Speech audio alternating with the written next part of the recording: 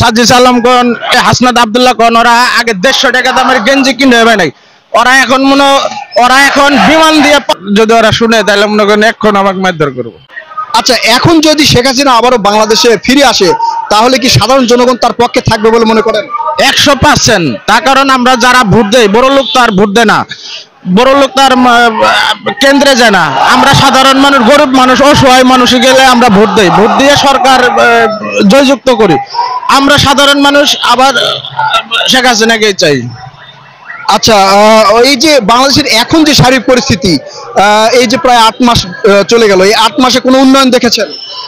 আমরা উন্নয়নের মধ্যে দেখছি লুটপাট হবে নাকছে, রাজধানী হবে নাকছে, চাঁদাবাজি হবে নাকছে, খুন খারাপি হবে নাকছে, বাড়ি ঘর জ্বলায় দিতে আছে। আমরা এটাই উন্নয়ন দেখছি, আর কোনো উন্নয়ন আমরা দেখি নাই। সাধারণ মানুষ আর কোনো উন্নয়ন দেখি নাই।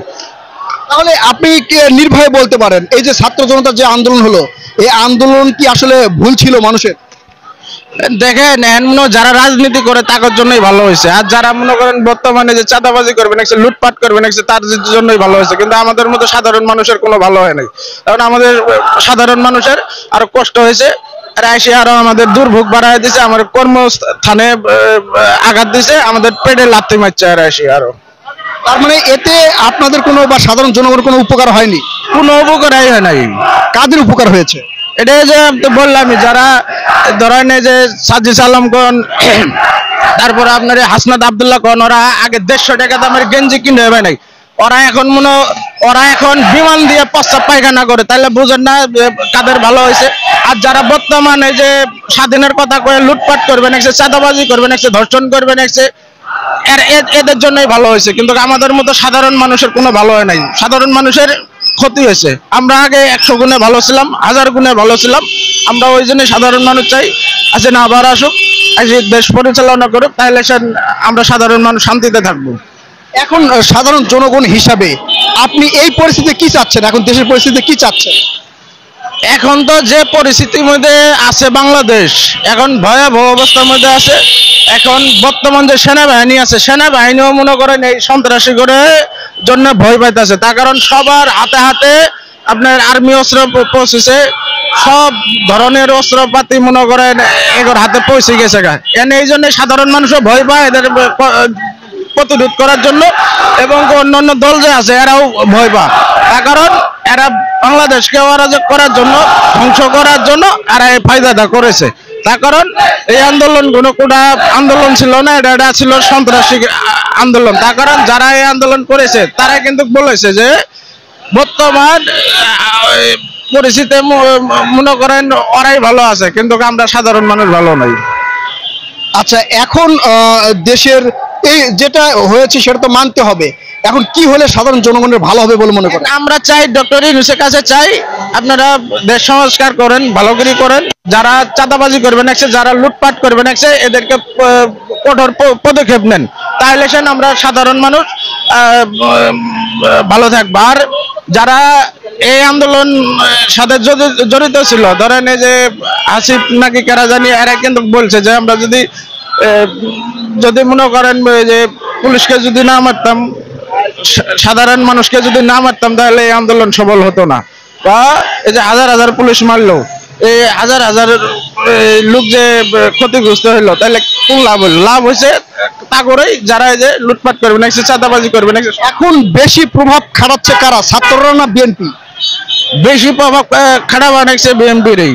আর সব জায়গায় মনে করেন সব দিকে ওরা জড়িত, সব দিক দিয়ে। তার কারণ ওরাই ভাগ বাটোয়ারা নিয়ে ওরাই মরবে নাকছে, ওরাই হবে নাকছে।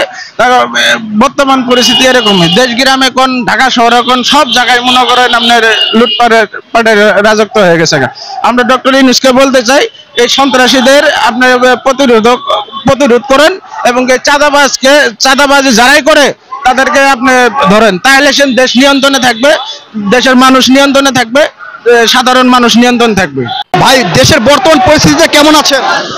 বর্তমান অবস্থা আমাদের মতো সাধারণ মানুষের কোনো ভালো নাই। তার কারণ বর্তমান পরিস্থিতি খুব খারাপ আমাদের মতো সাধারণ মানুষের। কি কি খারাপ পরিস্থিতি? বর্তমান মনে করেন কাম কাজের একটা সমস্যা, মানে সব দিকেই সমস্যা, মানে কাম কাজ নাই, এবং কি মনে করেন সব জিনিসের দাম মনে করেন একটু বাড়তি। আবার মনে করেন সব দিকে চুরি, ছিনতাই, ডাকাতি, রাজধানী, চাঁদাবাজি, এই জিনিসগুলো যদি নিয়ন্ত্রণ হয় তাহলে সে মনে করেন আমরা সাধারণ মানুষ শান্তিতে থাকবো। কিন্তু এখন তো মনে করেন দেখবেন মনে করেন কোনো দিক দিয়ে মনে করেন আমরা সাধারণ মানুষ শান্তিতে নাই। আপনারা কি কথা বলতে ভয় পান?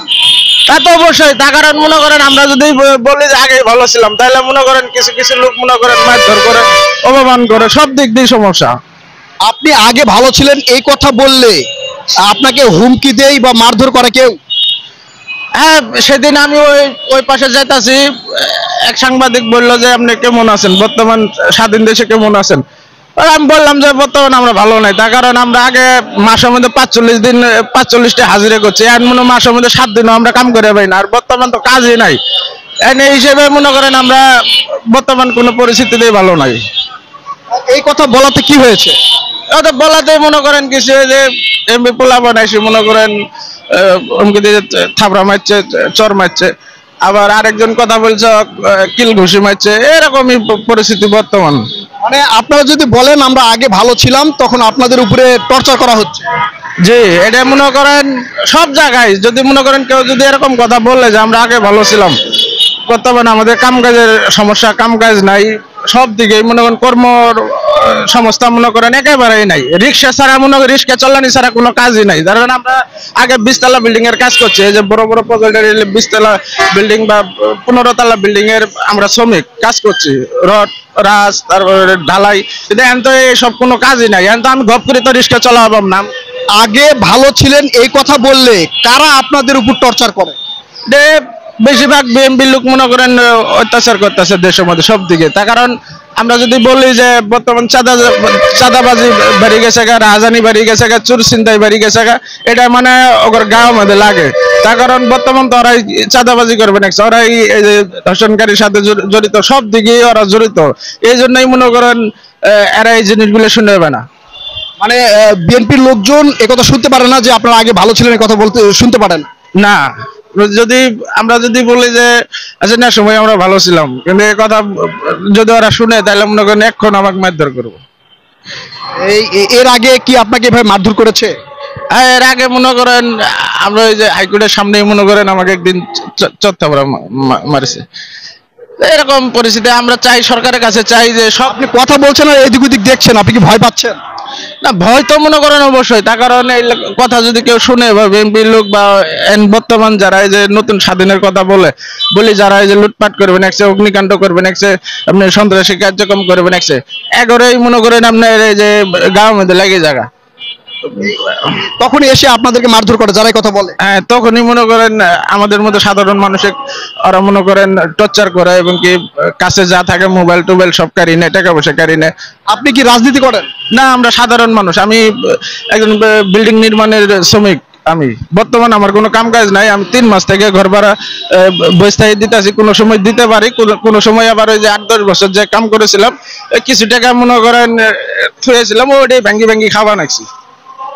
তো এখন এই যে দেশের যে পরিস্থিতি, যেমন দ্রব্যমূল্যের দাম কিছুটা কম আছে আমরা দেখছি, আর কি কি সমস্যা দেখছেন? দেখেন, দ্রব্যমূল্য কোন জিনিসটা কম হলো? আগে মনে করেন চাল খাসি 45-50 টাকা, এখন মনে করেন 70-80 টাকা। কোন জিনিসটা কমলো? আপনার আগে 7% না জায়গা 15% ভ্যাট বাড়ায় দিল, তো এটা কি খুব ভালো হয়েছে? এরপরে আবার মনে করেন সাবান থেকে শুরু করি সব জিনিসের মনে করেন দাম বাড়তি, তাহলে দাম কমলো কোটাই। এরপরে আবার আগে মনে করেন সব দিকে মনে করেন আমরা যারা সাধারণ মানুষ ছিলাম, কর্মজীবী মানুষ ছিলাম, গরিব মানুষ ছিলাম, সবারই মনে করেন সবারই কাম কাজ ছিল। এখন তো মনে করেন কোনো কাম কাজই নাই, এক রিস্ক হ্যান্ডেল ছাড়া মনে করেন কোনো কাম কাজ নাই দেশের মধ্যে। এই জন্যই আমরা সাধারণ মানুষ খুব অশান্তিতে আছি, আমরা খুব কষ্টে আছি, আমরা সাধারণ মানুষ। আর আওয়ামী লীগের সময় কি কাজ কাম বেশি ছিল? আওয়ামী লীগের সময় সব ধরনের কাম কাজ ছিল, তারপর রাস্তাঘাটের আপনার বড় বড় প্রজেক্টের বিল্ডিং এর সব দিকে কাম কাজ বেশি ছিল, এবং কি সারাদিন আমরা কাম কাজ করেছি, 1000-1200 টাকা পাইছি বা 800 টাকা পাইছি। এই যে এখন আমি 3 মাস থেকে মনে করেন আইডি বেড়া বানাচ্ছি, আমাকে কেউ 1 টাকা দিব? কেউই দেবো না 1 টাকা। তাহলে ওই হিসেবে আমরা বললি যে আমরা হাসিনার সময় ভালো ছিলাম।